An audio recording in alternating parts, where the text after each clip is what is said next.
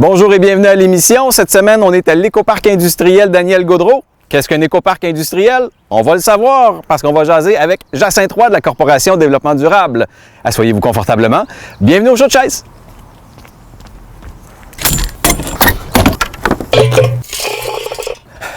Faudra pas l'oublier, celle-là.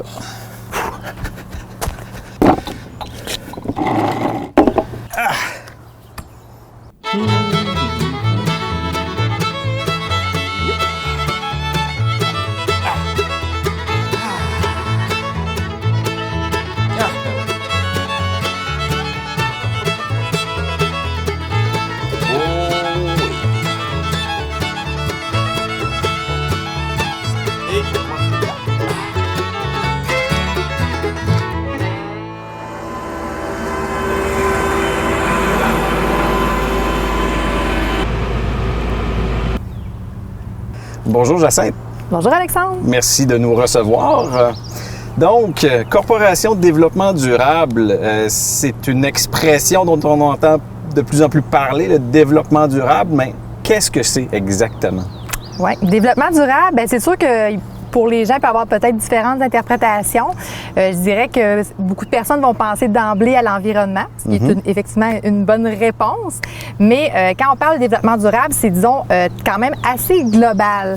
Il y a quand même une définition, là, je dirais, internationale reconnue.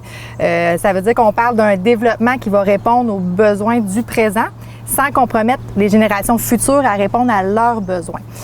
Donc, pour faire ça, bien, ça veut dire qu'il faut avoir vraiment une vision à long terme dans tout développement, dans notre mode de fonctionnement, si on veut. Puis non seulement une vision à long terme, mais qui va prendre en compte différents aspects.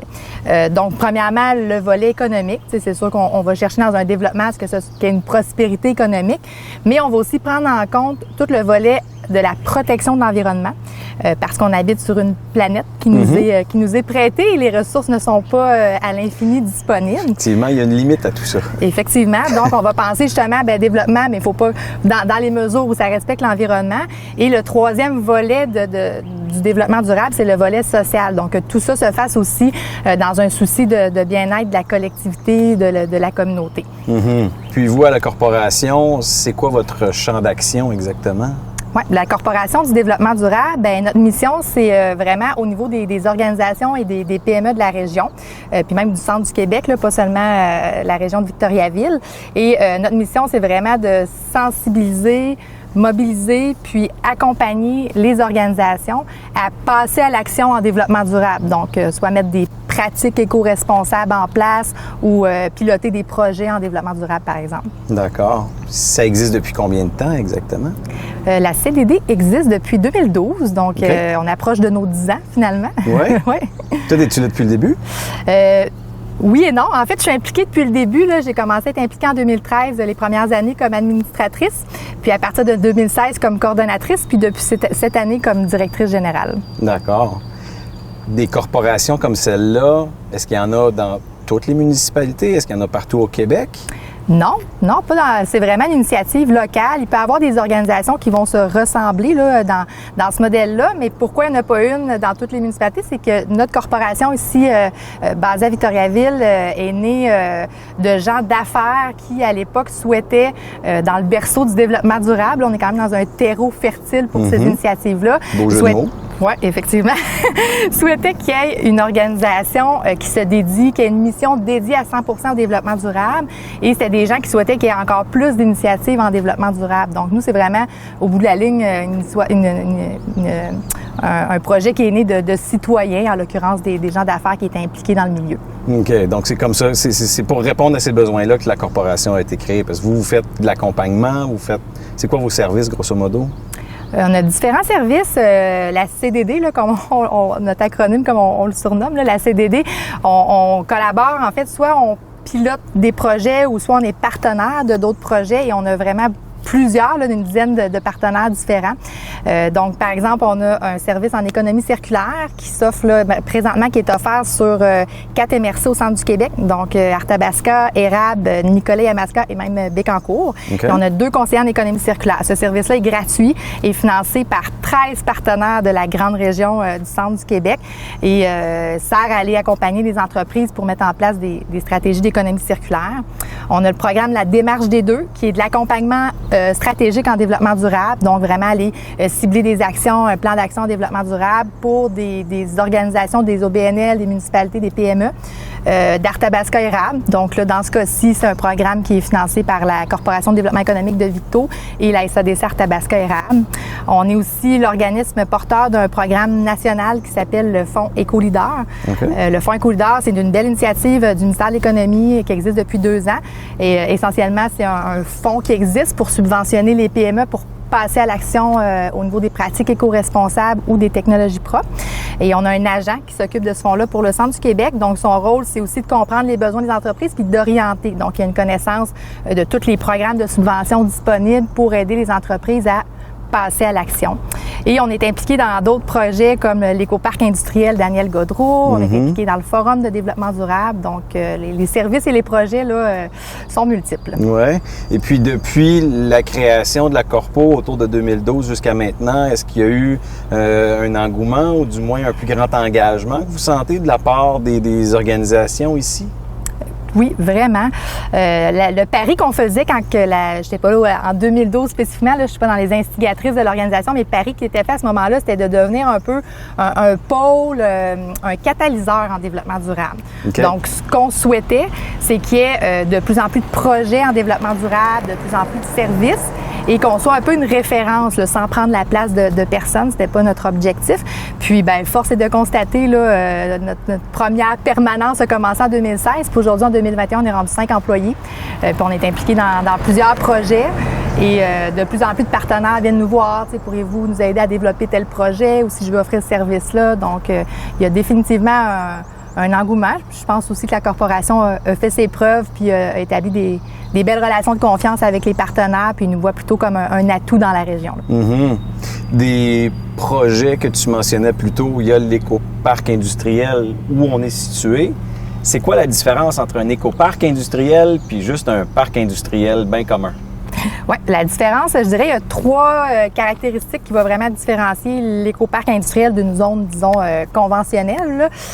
Premièrement, c'est tout l'aménagement qui est plus durable. Donc, tu sais, la municipalité, quand elle a conçu cette zone-là du parc, ben, a pensé à utiliser mieux l'espace. Donc, par exemple, faire des rues plus étroites, intégrer tout le volet, bon, une piste cyclable sur laquelle on est installé, avoir un éclairage éco-énergétique dans la rue, il y a une aire de repos. Donc, il y a tout l'aménagement qui a été fait différemment.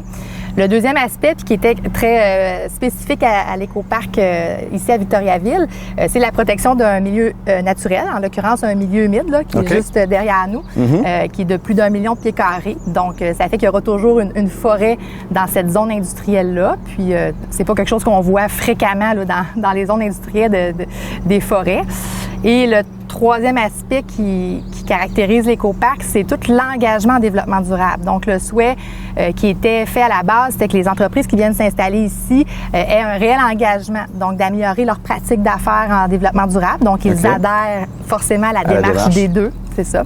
Puis ils vont regarder, on a aussi un cahier de charges qu'on leur demande de respecter. Donc, il y a certains éléments qu'ils doivent respecter dans la construction du bâtiment, dans l'aménagement l'aménagement de leur terrain, etc.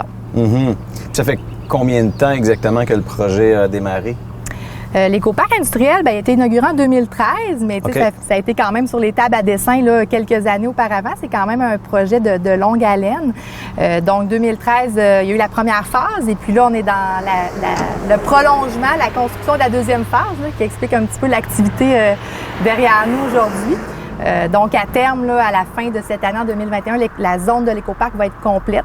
Et il y aura au total là, une vingtaine de terrains disponibles. Puis, il y a 4 ou 5 terrains d'occupés là, pour le moment. Oui, c'est ça, parce que ça se construit là-bas. Tu tu parlais ici, milieu humide. Derrière toi aussi, on a un boisé qui est là. Ça, est-ce que c'est aussi disponible ou ça va être protégé? Ici, non, ça ici, effectivement, il y a des terrains. Là, ça pourrait être des entreprises. C'est sûr qu'on a le souci que les entreprises gardent, si possible, un certain couvert végétal sur leur terrain ou replantent évidemment des arbres. Mais d'un autre côté aussi, puis c'est très développement durable aussi, on souhaite aussi que ce soit des terrains qui soient bien densifiés parce qu'on n'a pas des terrains à l'infini dans une municipalité. Là. Donc, d'un autre côté, c'est possible. Là, dans le cas, par exemple, il y a un condo industriel ici qui est un très grand bâtiment qui utilise pratiquement l'ensemble du terrain. Mais c'est aussi souhaité parce que dans les anciennes pratiques, ce qu'on voyait avant, les entrepreneurs faisaient l'acquisition d'un très grand terrain, ils utilisaient une toute petite partie. Puis là, ben, c'est des terrains non utilisés. Là, donc, mais on a le souci de garder là, tout autour quand même beaucoup de végétalisation, plus le milieu humide qui est là. Oui, puis par exemple, justement, Gestera qui est là-bas dans leur stationnement, il y a du béton, mais il y a aussi des espèces d'alvéoles, là, où est-ce qu'on a de la verdure qui peut pousser à travers. Est-ce qu'on pourrait avoir des projets, par exemple, on voit c'est des toits plats, est-ce qu'il pourrait y avoir des serres d'installer ou des bacs à jardinage installés sur les toits des bâtisses? Il pourrait, c'est pas quelque chose qu'on oblige là, comme tel, là, mais oui, ça pourrait là, si c'est permis dans la réglementation. Mais oui, c'est un exemple tout à fait. Où on a deux entreprises, là, Plancher HB puis Plomberie 2000, qui partagent le même bâtiment, puis Gestera, qui ont installé des murs solaires. Donc, ça permet une meilleure efficacité énergétique aussi. Fait que toutes sortes de mesures là, qu'on peut voir. Puis les stationnements, c'est un bel exemple aussi. Là, on l'a vu ailleurs dans la ville de Victoriaville. Mais ces stationnements-là alvéolés permettent justement là, une meilleure perméabilité du sol. Donc, l'eau retourne le plus possible naturellement dans le sol plutôt que ça s'en aille éventuellement dans les égouts. Oui. Et puis, pour ces entreprises-là qui viennent s'installer ici, on parlait de la démarche des deux. Ça implique quoi, cette démarche-là? C'est quoi le processus? Oui, la démarche des deux, c'est un programme d'accompagnement au développement durable qu'on a créé également en 2013. En fait, c'est 3 étapes. Donc, quand une entreprise, une organisation souhaite adhérer, nous, on va réaliser l'équipe de conseil 3 étapes avec eux. D'abord, on va faire un diagnostic en développement durable. Le diagnostic, en fait, c'est qu'on prend 12 enjeux liés au développement durable. C'est la gestion de l'eau, l'efficacité énergétique, les gaz à effet de serre, les conditions de travail, le bien-être des employés, l'approvisionnement. Donc, on regarde vraiment plein d'enjeux avec eux et on regarde leurs forces et faiblesses. Puis, ça nous permet d'identifier des pistes d'amélioration. Et là, on identifie avec l'entreprise, deuxième étape, un plan d'action. Donc, on dit, pour être plus éco-responsable dans votre entreprise, voici des actions que vous pourriez réaliser dans les prochaines années. L'entreprise s'engage à réaliser ces actions-là et nous, on remet, troisième étape, une attestation et on les encourage évidemment à rester dans ce processus-là d'amélioration continue. On les rencontre si possible chaque année, puis on les renouvelle aussi aux 3 ans. Donc, ça devient vraiment une communauté de pratiques finalement là, d'entreprises qui ont le souci d'intégrer le développement durable là, dans leur day-to-day. Oui, puis ça reste, là tu parles du renouvellement, donc c'est un souci permanent de garder ça, du fait que c'est renouvelé aux 3 ans. C'est pas juste une démarche au bout de 3 ans. OK, c'est bon, on l'a fait, on passe à d'autres choses. Il faut vraiment garder ça dans nos façons de faire. Quoi. Oui, vraiment. Quand on l'a développé, puis ça a été, là, soit dit en passant, développé initialement par la Corpo de développement économique de Victoriaville, c'était vraiment un souhait qu'on avait. Nous, on a étudié quand même, il y a d'autres initiatives similaires au Québec. Puis nous, ce qu'on trouvait, c'est qu'on voulait vraiment amener l'accompagnement puis l'engagement sur le long terme. On voulait pas que ce soit, on réalise ça, puis l'entreprise tablette ça quelque part, puis pas de suivi. Puis je pense que c'est une des forces de notre accompagnement, c'est que finalement, on les relance. Souvent, j'en ai des entrepreneurs qui nous disent « Ah, Jacinthe, quand tu m'appelles, là, ça me fait avancer dans mes affaires parce que je sais que je vais te rencontrer dans un mois. » Donc, c'est un peu l'objectif, là, c'est de les motiver justement à s'améliorer. OK. On va juste... Ça fait...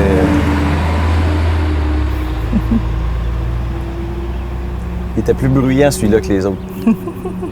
D'ailleurs, c'est même prouvé que les rues, quand c'est plus étroite, les véhicules roulent moins vite aussi. Là. Ah oui? OK. Oui, c'est prouvé ça aussi. Ouais. Fait qu'un autre avantage d'avoir des rues plus étroites. Dans les parcs industriels, entre autres, parce que les gens roulent vite. Bon, la démarche des deux, c'est une démarche qui s'applique à n'importe quelle organisation, mais aurais-tu des exemples? Si, admettons, un restaurant vous approche, ou une entreprise industrielle, ou une entreprise de service, ça serait quoi les démarches que pourraient entreprendre? Oui, bien, des fois, il y a des actions qui peuvent être communes à tout type d'organisation, puis d'autres vont être des fois plus spécifiques, soit au type d'entreprise ou à leurs enjeux principaux où ils sont rendus dans leur développement, par exemple. Fait que, tu sais, dans la restauration, c'est sûr que, tu sais, des enjeux qu'on va voir souvent, puis des actions qu'on pourrait recommander, c'est évidemment là, le compostage. Il y a quelques restaurants, Victoriaville, par exemple, qui compostent, là, mais encore, c'est très peu de restaurants qui compostent. Il y a des enjeux aussi à la mise en place de ça. Donc, le compostage dans le domaine restaurant, tous les contenants pour emporter, là, toutes les take-out, puis il y en a eu beaucoup durant la pandémie. En effet. On a même fait un webinaire là, spécifiquement là-dessus là, pour identifier les meilleures solutions. Là. C'est pas évident. Les histoires de paille, par exemple, d'aller vers soit le pot de paille ou les pailles réutilisables. Donc, il va y avoir des enjeux comme ça, l'approvisionnement, essayer d'acheter des aliments locaux, par exemple. Ouais. Une entreprise de service, c'est sûr qu'une entreprise de service, ils vont vendre des services. Déjà, ils produisent pas quelque chose, mais s'ils les vendent, est-ce qu'ils ont beaucoup de déplacements? Est-ce qu'ils pourraient avoir des véhicules électriques, par exemple, s'ils ont beaucoup de déplacements? Ou sinon, souvent, ça va arriver que ça va être souvent des actions plus au niveau, dans la sphère, disons, comme sociale. Là, fait que souvent des actions plus au niveau des employés. Donc, puis je dis entreprise de service, mais ça s'applique à toute entreprise. Mais ça, on le propose très souvent là, de mettre en place des mesures de conciliation travail-famille. Avoir des horaires flexibles, permettre aux employés d'accumuler des heures, etc. De mettre en place des choses pour permettre cette flexibilité-là aux employés, mettre en place des comités. Je pense à une organisation dans l'érable qui a mis en place un comité sur les saines habitudes de vie là, auprès de ses employés. Donc, il va y avoir des actions à ce niveau-là. Puis au niveau industriel, bien, souvent, on va tomber dans des actions aussi peut-être au niveau des résidus industriels, est-ce qu'il pourrait y avoir plus d'optimisation, d'efficacité énergétique au sein de la production, par exemple. Là. Donc, ça peut être très variable.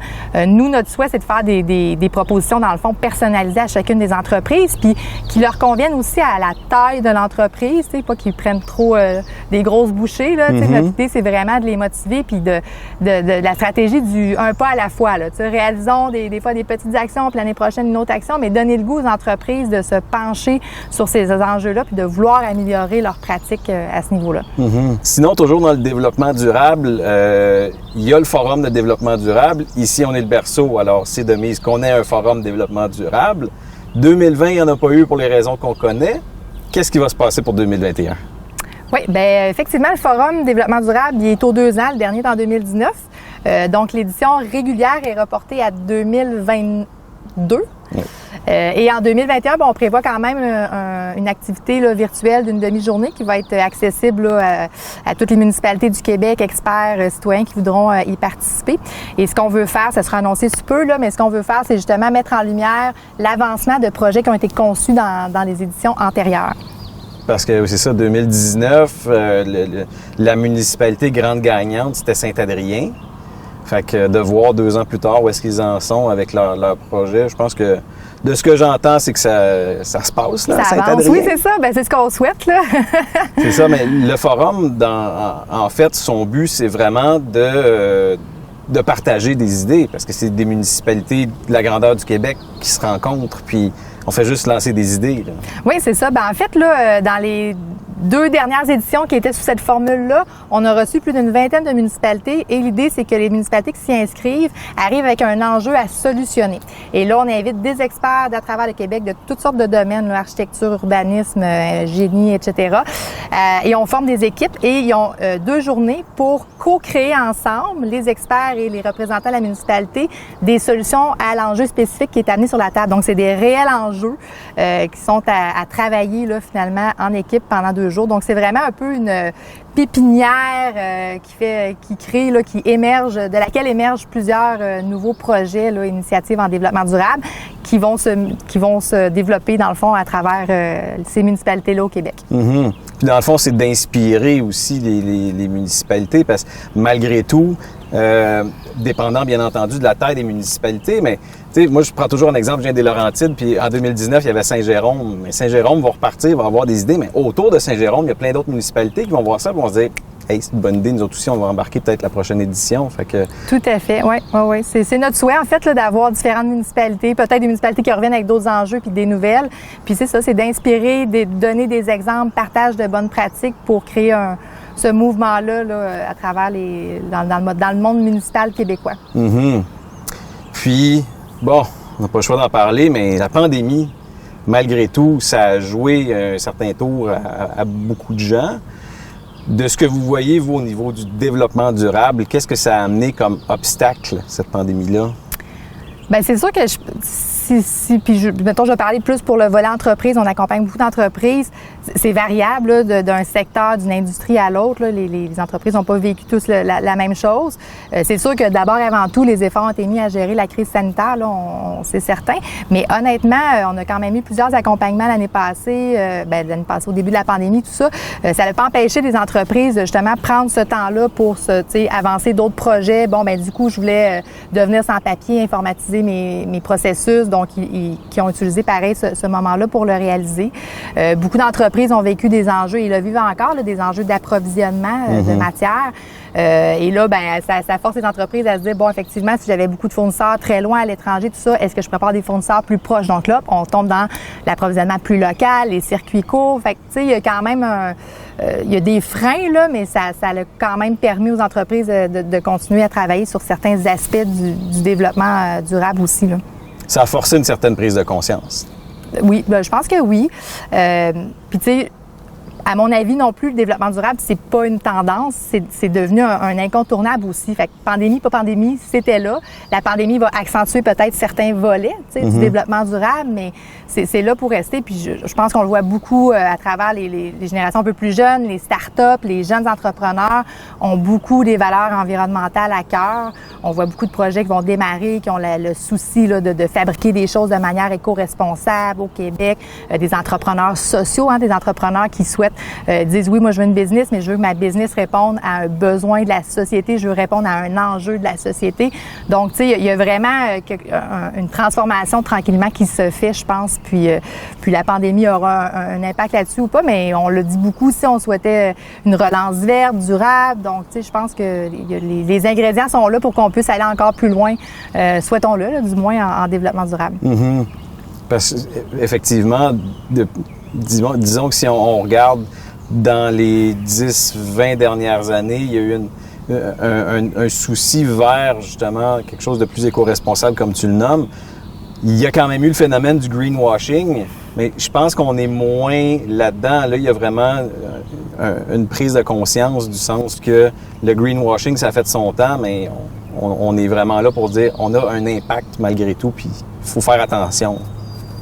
Oui, je suis d'accord avec ce que tu dis. Le greenwashing, c'est un peu la fausse publicité qu'on peut faire en vendant un produit qui n'est pas nécessairement 100% vert ou autre. Il y en aura toujours. Puis moi, je dis toujours aux entreprises, soyez très vigilants sur comment vous communiquez ou comment vous choisissez les matériaux, tout ça, pour que ce soit, si vous voulez que ce soit vert, que ce soit réellement vert. Mais comme tu dis, je pense que là, on est vraiment plus dans les changements en profondeur là, de modèles d'affaires. Ce qui m'amène peut-être un peu à parler justement des modèles d'affaires qui vont considérer l'économie sous forme plus circulaire et non pas linéaire. Donc, tu sais, on change les façons de faire. Mm-hmm. Ça, c'est un autre concept, justement, qui est un petit peu, pas nécessairement flou, mais peut-être un petit peu plus nouveau, de l'économie circulaire. Qu'est-ce qu'on entend par circulaire? Ouais, pour parler d'économie circulaire, il faut faire référence au modèle actuel. Fait que dans le fond, présentement, notre mode de production est linéaire. Donc, on va extraire des ressources, on va produire quelque chose, on va le vendre, le consommer et en bout de vie, règle générale, on va le jeter. Donc, c'est très linéaire et c'est un modèle qui met une grande pression sur toute l'utilisation des ressources. Donc, puis on en parlait tantôt, là, notre planète n'a pas des ressources illimitées. Et voilà. Donc, quand on parle d'économie circulaire, ben là, c'est d'amener différentes stratégies pour rendre tout ça plus circulaire. Donc, par exemple, en amont, on va tenter d'optimiser les processus pour utiliser moins de ressources. On va repenser la façon de faire les produits. Donc, on va penser là, sur ce qu'on entend souvent l'éco-conception. C'est de se dire, est-ce que mon produit pourrait avoir une vie plus longue, qui soit plus durable? Est-ce que mon produit pourrait être facilement réparable? Je pense que ça nous est tous arrivé d'avoir des produits qui ne durent pas super longtemps puis qui, s'ils sont réparables, coûtent plus cher réparer qu'en racheter un. C'est très malheureux. Donc, de penser à ce volet-là et de penser aussi à la fin de vie. Est-ce qu'à la fin de vie, il va pouvoir avoir une deuxième vie? Est-ce qu'il va pouvoir se défaire facilement pour se recycler avec des matières, entre autres, déjà recyclées? Donc, il y a tout ce volet-là dans l'économie circulaire. Il y a aussi tout le volet de recycler, réutiliser tout ça. Et dans ça, nous, on a beaucoup d'exemples dans ce qu'on fait en économie circulaire dans la région. Tout le volet d'écologie industrielle, de symbiose industrielle. Donc là, c'est vraiment de voir quels sont les résidus des entreprises et est-ce qu'on peut faire quelque chose d'autre avec ces résidus-là? Est-ce qu'il peut y avoir des débouchés ou même est-ce que ces résidus-là pourraient être utilisés pour une autre entreprise, pour un autre besoin? Ben oui. Puis ça, on en voit de plus en plus des entreprises qui sont créées là-dessus sur littéralement de la réutilisation de matière. Puis c'est quand même vers ça qu'on va tendre inévitablement parce que il y a beaucoup de choses qui est produite. Fait que, au lieu de tout le temps jeter. Mais on pourrait refaire même une analogie avec les 3 R, là. Oui, réduire, recycler, réutiliser. Donc, c'est vraiment... Oui, vraiment. Oui, tout à fait. Puis l'exemple, de nouvelles entreprises qui vont baser leur modèle d'affaires là-dessus est un très bon exemple. Si on regarde à Warwick, là, la coop agroénergie, là, qui est dans la biométhanisation, en fait, ils prennent des résidus agroalimentaires pour injecter dans le processus. D'ailleurs, notre conseiller en économie circulaire a aidé à identifier certains résidus dans ce processus-là, où on va voir, par exemple, j'ai en tête un exemple d'une fonderie qui est à Princeville, puis qui avait les creusets de fonderie arrivent à un moment donné à une fin de vie. Là, ils ne peuvent plus les utiliser, il y a des fissures. Et aussi des pierres de céramique qu'ils utilisent dans leur processus. À un moment donné, ils sont comme trop arrondis, ils ne peuvent plus les utiliser. Donc, on a un projet sur lequel on a travaillé et une entreprise d'aménagement paysagiste a réutilisé ces gros creusets-là pour faire des pots géants à fleurs extérieures et utiliser les pierres dans l'aménagement paysager. Donc, ça permet d'éviter que ces matières-là s'en aillent à l'enfouissement. Toute matière qui s'en va à l'enfouissement va créer des gaz à effet de serre. Ça s'en va dans l'atmosphère. Donc, c'est une bonne chose d'éviter ça. Puis éventuellement, celui-là, c'est un projet un peu à échelle pilote, là, mais ça peut permettre aussi à l'entreprise d'éviter des coûts parce qu'une entreprise doit payer pour envoyer ses matières à l'enfouissement. Et l'autre entreprise qui les utilise, peut économiser parce qu'elle va l'avoir soit gratuitement ou moins cher que si elle achetait d'autres matériaux pour créer la même chose. Et sinon, là, on est dans les premières étapes de déconfinement. On parlait de pandémie un petit peu plus tôt. Pour la corporation, pour vous, qu'est-ce que ça signifie? Qu'est-ce que ça annonce pour le reste de l'année, ce déconfinement-là? Ce que ça annonce pour nous, en fait, et pour l'équipe, là, je pense que c'est un retour à pouvoir visiter des entreprises, travailler avec les comités des entreprises en personne. Parce que là, on s'est adapté, on est rendu pas mal bon dans tout ce qui est les réunions virtuelles et les webinaires, mais être devant un écran, c'est jamais être comme devant un humain. Puis, tu sais, permettre aussi l'organisation d'activités, là. Par exemple, avec la démarche des deux, on a un club des deux, on crée des activités durant l'année, des formations.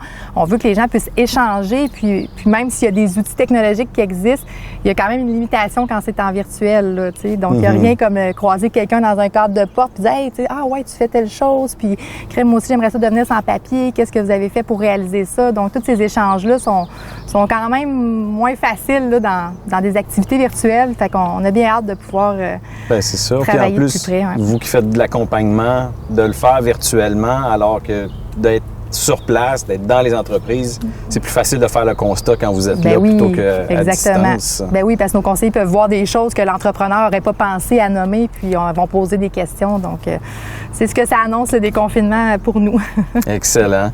Bien, on vous souhaite une belle année 2021. Merci beaucoup pour tout ce que vous faites, pour la conscience que vous apportez aux entreprises. Ça fait plaisir. Merci d'avoir été là. Alors, la semaine prochaine, on va parler de chats, chiens et autres animaux domestiques avec Gabrielle Monfette de la SPAA. À bientôt!